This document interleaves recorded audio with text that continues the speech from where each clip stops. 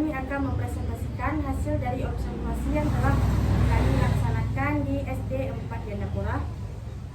Perkenalkan, kami dari kelompok 13 yang beranggotakan saya sendiri, Julisa, dan kawan saya, Diani Sandiawati. Adapun mata pelajaran yang kami observasi ialah mata pelajaran PKN. Baiklah, langsung saja kami akan memaparkan hasil kerja kelompok kami.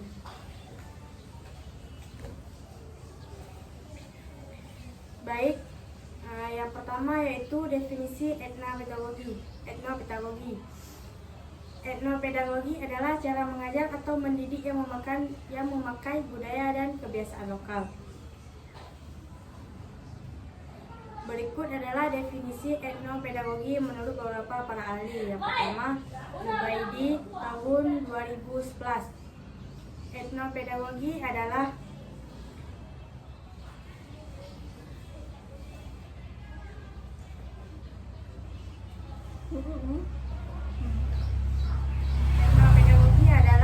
pendekatan pendidikan yang berbasis pada nilai-nilai kearifan lokal, yaitu sistem nilai, normal, adat istiadat, dan budaya masyarakat yang berkembang dan dipraktikkan secara turun-menurun.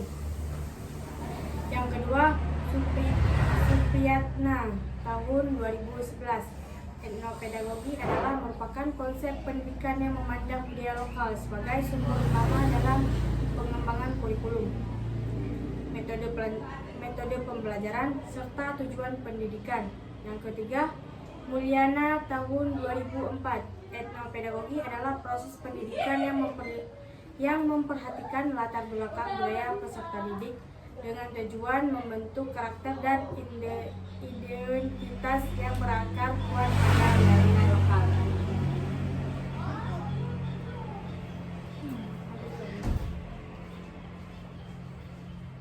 Selanjutnya, tujuan etnopedagogi dalam pendidikan. Yang pertama, melestarikan budaya daerah supaya anak-anak kecil mengenal adat, cerita rakyat, lagu daerah, dan tidak melupakan budaya sendiri.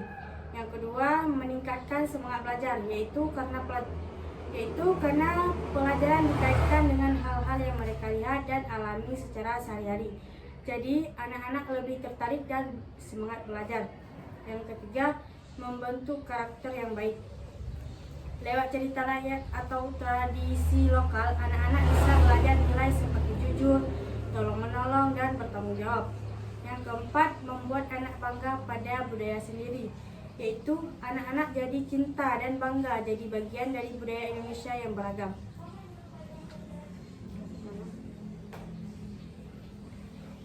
Selanjutnya, manfaat etnopedagogi dalam pembelajaran SD.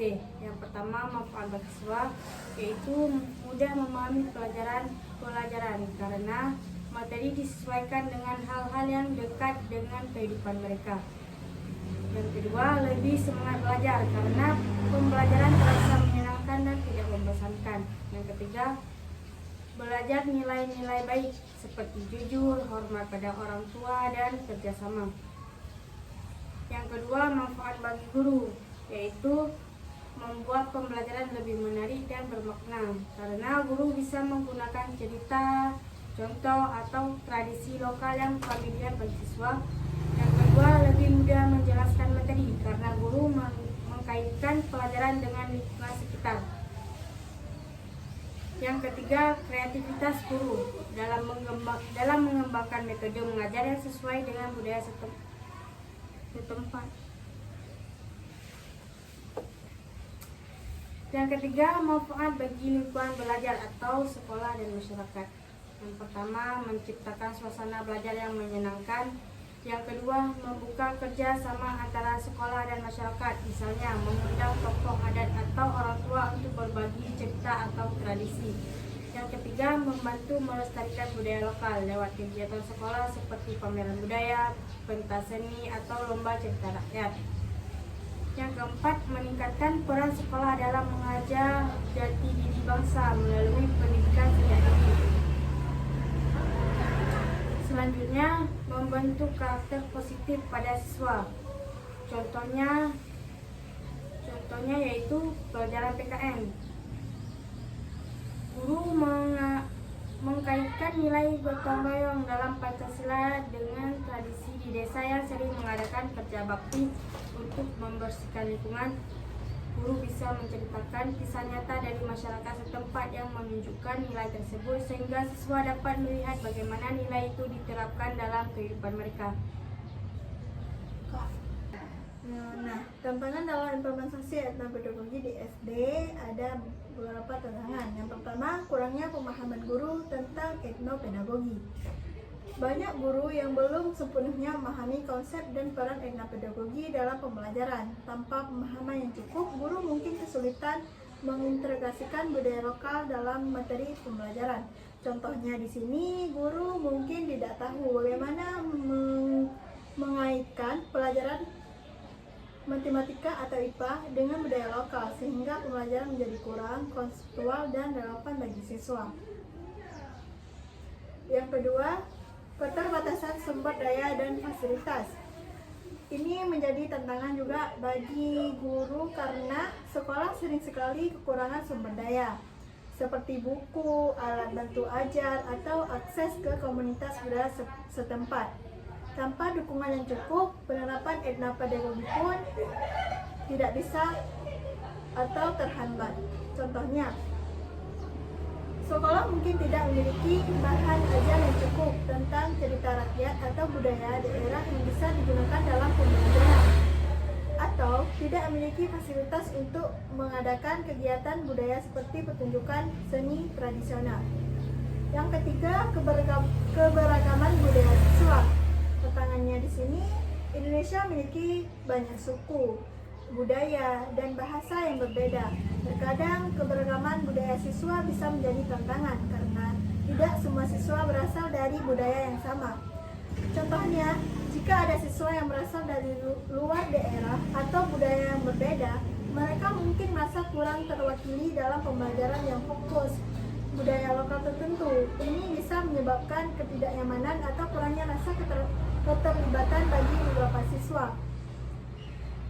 Yang keempat, keterbatasan waktu dan kurikulum.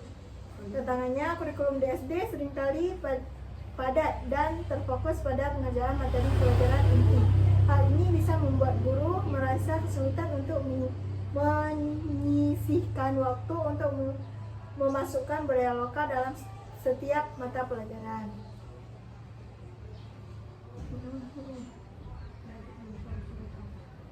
Nah, solusi yang diterapkan.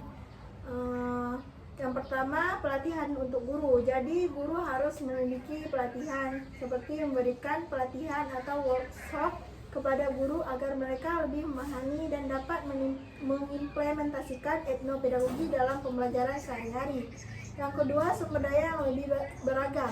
Sekolah dapat mencari sumber daya tambahan seperti buku cerita rakyat, alat peraga budaya, atau teknologi yang dapat mendukung pengajaran budaya lokal.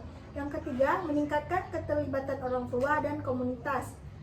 Mengajak orang tua dan masyarakat untuk aktif terlibat dalam kegiatan sekolah seperti pertunjukan seni, budaya, atau berbagai cerita tradisional. Observasi di sekolah dasar. Identitas sekolah yang kami observasi yaitu Sekolah SD Negeri 4 Ngandapura. Lokasi sekolah yang terletak di Luk Mambang, Kecamatan Ngandapura, Kabupaten Biren, Aceh. Mata pelajaran yang diobservasi ialah PPKN. Nama guru yang diobservasi yaitu Ibu Ruli SPD. Yang menjadi fokus observasi kami di sini ialah identifikasi aspek-aspek pembelajaran yang menjadi fokus observasi terkait dengan etnopedagogi. Misalnya penggunaan materi ajar berbasis budaya lokal, metode pembelajaran yang melibatkan kearifan lokal, Dia baca ya, baca yuk dulu. Kakak. Terus.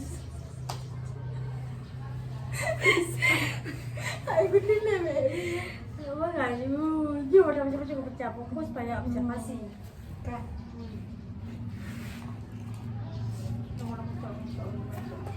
Jadi fokus observasi kami di sini ialah identifikasi aspek-aspek pembelajaran yang menjadi fokus observasi terkait dengan etnopedagogi. Misalnya penggunaan materi ajar berbasis budaya lokal, metode Bukan bukan. kaya Iya.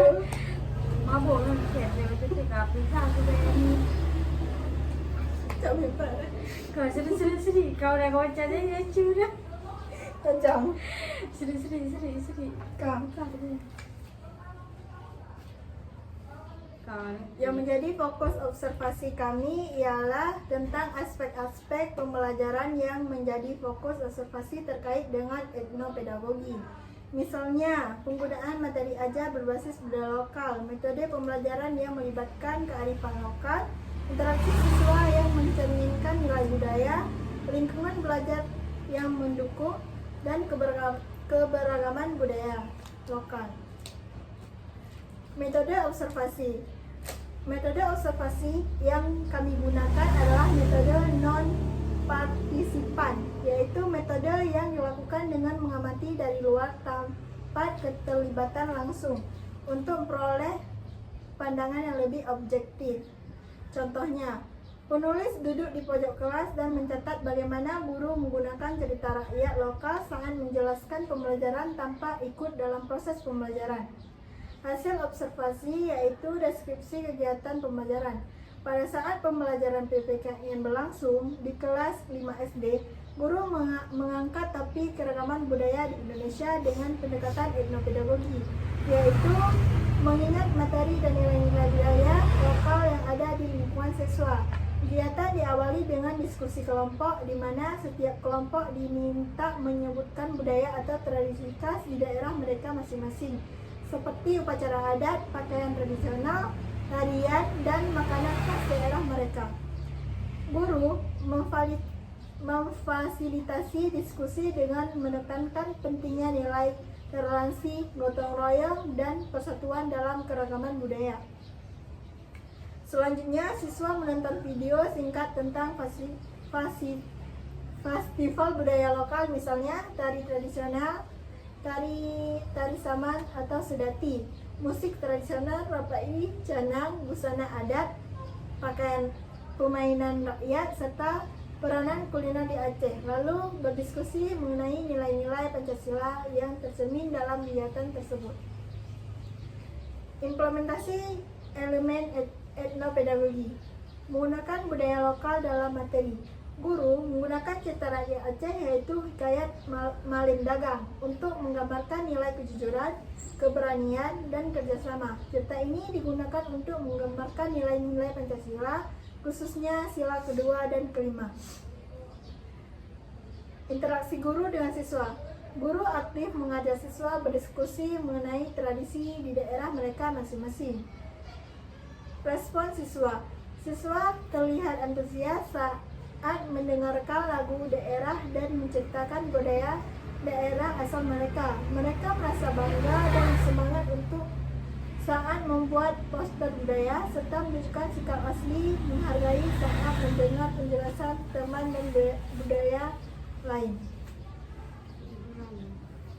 Nah, kesimpulan dari observasi kami ini ialah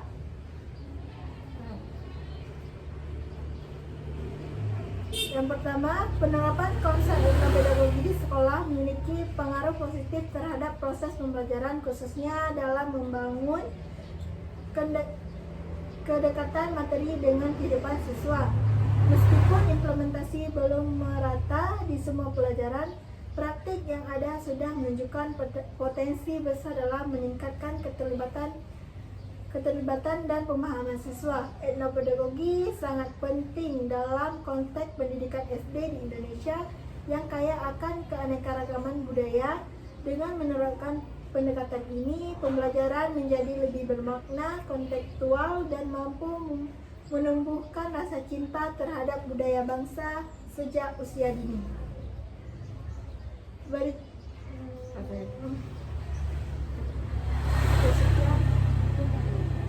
Cukup sekian presentasi kami pada hari ini. Mohon maaf apabila ada kurangan. Wabillahi taufiq wal hidayah. Assalamualaikum warahmatullahi wabarakatuh. Please.